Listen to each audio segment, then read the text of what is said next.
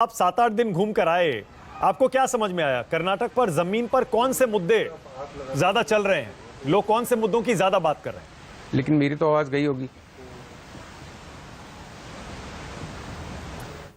संजीव का phone cut गया। संजय जी, आपका क्या मानना है? कर्नाटक के चुनाव में आपके हिसाब से इस बार सबसे ज्यादा कौन से मुद्दे हावी रहेंगे? अभी चुनाव में अभी भी 6-7 दिन बाकी हैं।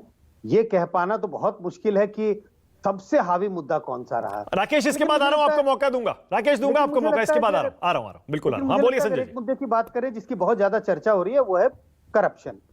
कांग्रेस जहां 40% वाली सरकार की बात कर रही है, तो बीजेपी भी पीछे नहीं है। बीजेपी 85% वाली, 15% वाली सरकार या 85%, जो राजीव गांधी एक समय कहा करते थे कि 1 रुपया अगर दिल्ली से चलता है तो 15 पैसा लोगों तक पहुंचता है और 85 पैसा जो है वो करप्शन में चला जाता है। तो दोनों पार्टियां करप्शन का मुद्दा उठा रही हैं।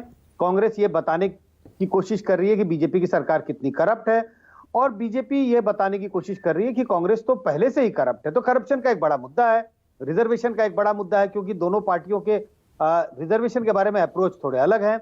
हम सबको पता है पिछले दिनों बीजेपी की सरकार, उन्होंने 4% रिजर्वेशन जो मुसलमानों को दिया गया था वो उससे हटा के 2-2% वोकालिगा और लिंगायत को जो रिजर्वेशन है उसमें ऐड कर दिया गया।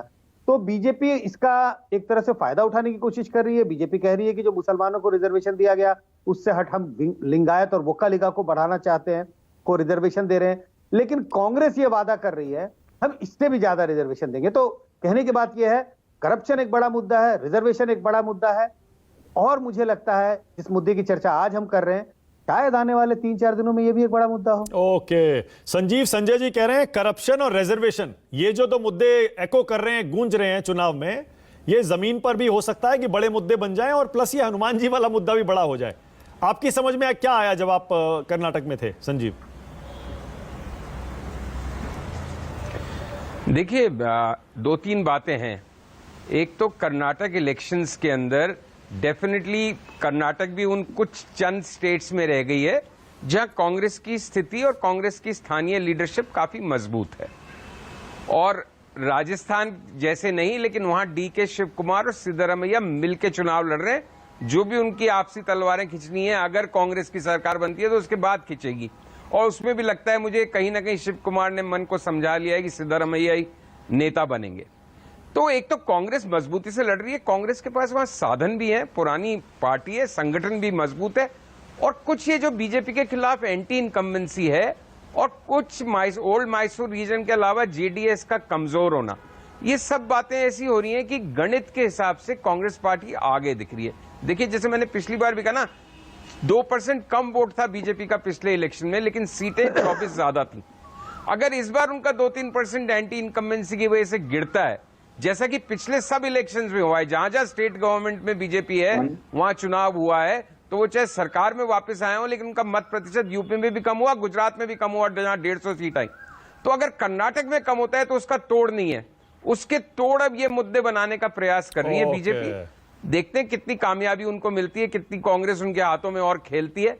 लेकिन मुझे लगता है अभी के समीकरण के अनुसार शायद गणित हावी पड़नी चाहिए, क्योंकि जो नंबर्स गेम है ना वहां पे, और कर्नाटक, यूपी, गुजरात जैसी स्टेट नहीं है, वहां पे इस तरह के मोटे मुद्दे उस तरह से हावी नहीं होंगे जिस तरह से उत्तर भारतीय राज्यों में या पश्चिमी राज्यों में, खासकर गुजरात यूपी में हावी हुए हैं। तो कर्नाटक अलग है, वहां पे लोग कहते नहीं थकते कि ये गुजरात यूपी नहीं है।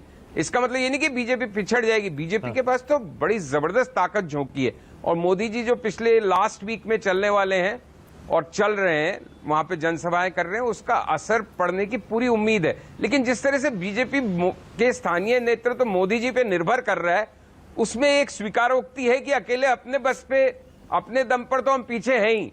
अब मोदी जी नैया पार लगाएं तो लगाएं, तो मोदी जी कहां का नैया पार लगाएंगे, किस किस मुद्दे पे, किस किस मोर्चे पे नैया पार लगाएंगे। इसलिए मौजूदा स्थिति में तो मुझे यही लगता है कि वहां की गणित या कहिए कांग्रेस भारी पड़ रही है। अब कितनी भारी पड़ रही है, क्या सिंपल मेजोरिटी के ऊपर जाएगी, नहीं जाएगी, ये सब तो हम 13 तारीख को ही मालूम पड़ेगा। ओके राकेश।